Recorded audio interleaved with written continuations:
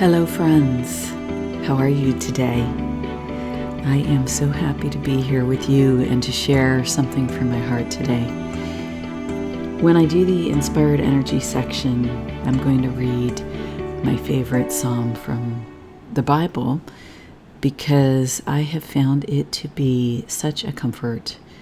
Here is the Schumann data chart today. So what this video is about is two things. I take a science-based and intuitive-based approach to looking at the Schumann resonance. It's also how I live my life, to look at the energy and to find the inspiration. What we'll do is we'll take a look at the resonance, which is basically a look at a certain range of hertz, non-physical energy around us in our daily lives, from the ground up through the upper atmosphere. And it also comprises the range of hertz at which the human brainwave operates. In my videos in the beginner's playlist, I talk about how the resonance is created, what the heck is it, and why the images are important. The black line here means no data is available. And sometimes this happens, and I do have a video about the fact that this happens and what it means. But I happened to be up in the middle of the night, and I happened to see the chart, and it didn't look like this. It looked like this. So this information was, for some reason, removed from the chart. But I was looking at it, this, like, beautiful. To me, this is just beautiful. Look at this. There's black here, and then this gorgeous blue, and black and this gorgeous blue. And I thought, that's interesting. Can't wait to see what it looks like in the morning. And in the morning, it was gone. But luckily, I had already taken a picture of it. The other interesting thing here is these lines, these blue lines, pulsing like this. It's slightly reminiscent of the technological effect. And I do have a playlist that talks about that. I'm not going to explain it right now. So if you don't know what that is, I'm just going to invite you to look at those videos because I'm going to keep this a bit shorter. But I don't have enough evidence to prove to me that this is a technological effect at the moment. Because it looks, the thing is that one of the reasons why is there's such an explosion, if you will, of natural energy here. It's so vibrant. And that tends to override what the technological effect will look like on the charts anyway. These, periodic lines here. I'm not sure. Okay, I just thought I'd point that out. Now, what is this gorgeous mystery here? I want to show you something. In the last 2 to 3 videos, and previously, but especially there, I've been showing you how even though it appears that life is going one way in American society and culture, what I've been showing you is that the red energy here, representing the forces of darkness, has had its back up against the wall, has not been able to move from a very narrow range of frequency. And to me, that is important. It says something very interesting because it's an illusion that the darkness has so much power right now, or that's what we're perceiving out in the world.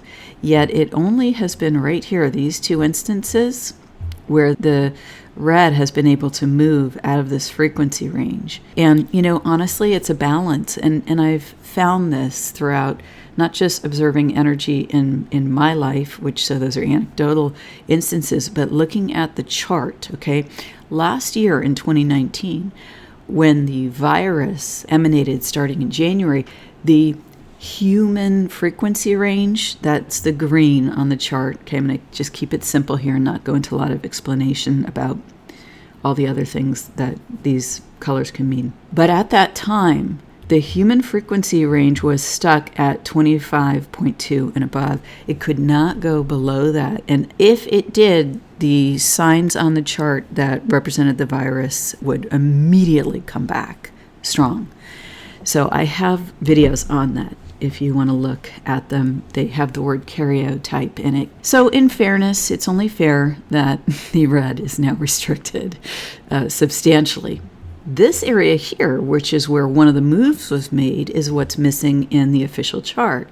Okay, let's go see what else happened. Ooh, look what else happened. There was a big spike. Look what I want to show you here. If you remember, In the last spike in the chart, the amplitudes were equal between the white and the yellow. And it looked like the yellow was really pushing. Okay, the yellow and red representing the shadow side of the human personality or the dark forces. Let me see if I can find where that was. Okay, here you see it. Let me show you. This is this chart, which was, it's just gorgeous, from Monday, January 11th. Let me show you. I mentioned it on that video, but see, here's 55 for the white and 55 for the yellow. You can see that there's kind of an ongoing, that the red and yellow representing the forces of darkness have been attempting to assert themselves or over-assert themselves. And in my last video where I talked about how the Tower of Babel was built and how it fell and why it fell, I explained how these energies work. So it might be interesting to go back and listen to that if you haven't. The one with the big scary monster man in the thumbnail. So it takes a lot of energy for yellow to get as high as white. A lot of effort for the dark forces to assert themselves that way, because the white appears to represent the celestial. So it has a power from the celestial realms that yellow and red don't have. And I talked about the power of the dark forces and the power of the light forces on that video as well, which I think was kind of really interesting. The natural balance is reasserted, and the white is double the amplitude of the yellow right here. So that's something that we can't see if you only look at the chart with no data here. You can't see that the natural balance has been restored and that the white resonance has rebalanced, that the power behind the scenes, I don't really mean the word power, the natural forces behind the scenes have rebalanced so that the celestial forces, the power, the light within us has reestablished its dominance at this moment. Okay. First, the quality of the yellow spikes. Okay, so that's the strength, not the strength, the strength of its true nature. Okay, so the clearness of its true nature spikes. So that's a push by the forces of darkness, okay, in the quality here. At the same time, you have the frequency in the red get movement. It finally gets to break out of being against the wall and then spikes straight up. What was interesting is that these moves were made. So what it looks like is there were moves made by the forces of darkness behind the scenes. However, after they make their move, look what happens. The energy of everything goes to zero. Okay? The energy of everything goes to zero. So that's a complete, almost like a complete reset of the energies. Right? Everything goes to zero. That's why on the reconstructed chart, where I added this back in, okay, this part is missing in the official chart, but that's why you get the black lines here. But that's also why you have not very much color, because the amplitudes are so low. However, this is my view, is that the white and the green, because they're more God-connected, they represent energies that are more God-connected, humanity and celestial or expanded dimensional energies. It's easier for them to come back from zero power than it is for red and yellow. This benefits, in my view, the forces of light. Friends, that's the good news here. What I want to say is that if you're feeling fear, if you're feeling confusion, if you're feeling discouraged, given all the crazy things going on in the world, what I want to tell you, and now we're in the inspired energy portion of the video, is that these feelings are caused by three things. Number one, cognitive dissonance, and I talked a lot about that in the last two videos. Number two, seeing shocking trends. The third place that these emotions are coming from is that the authority in our lives now feels very shaky. Structures of government and society that we relied on without knowing that we relied on them seem to be shifting and changing in bizarre ways right before our very eyes. Well, what I would remind you is that there's a passage in Samuel, and in Samuel in the Bible, the king is dying, and he asks God who he should make for king. God says that the people should choose God as their king.